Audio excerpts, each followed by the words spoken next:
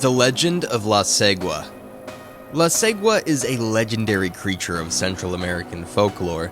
She's often described as a beautiful woman with long, flowing hair, a seductive voice, and a tail that resembles that of a horse. La Cegua is said to haunt lonely roads at night, luring unsuspecting men to their deaths.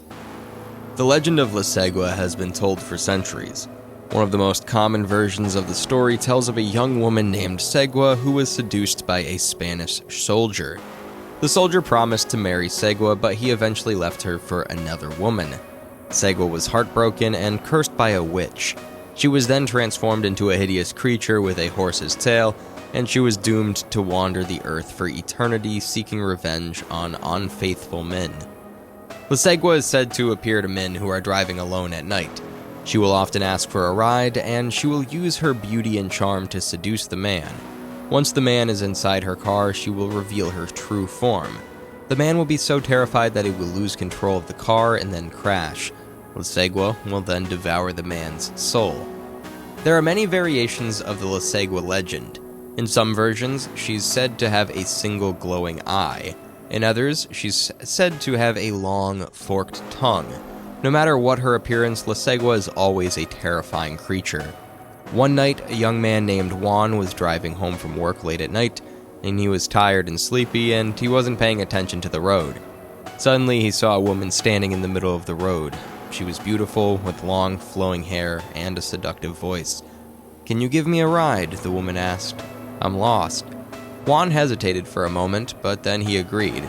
He pulled over and opened the door for the woman. She got in the car and they started driving. The woman talked to Juan the whole way. She told him about her life and she made him laugh. Juan was completely smitten with her. When they arrived at the woman's destination, she turned to Juan and said, "Thank you for the ride. I had a wonderful time." "I did too," Juan said. "I'd like to see you again sometime." The woman smiled. "I'd like that," she said.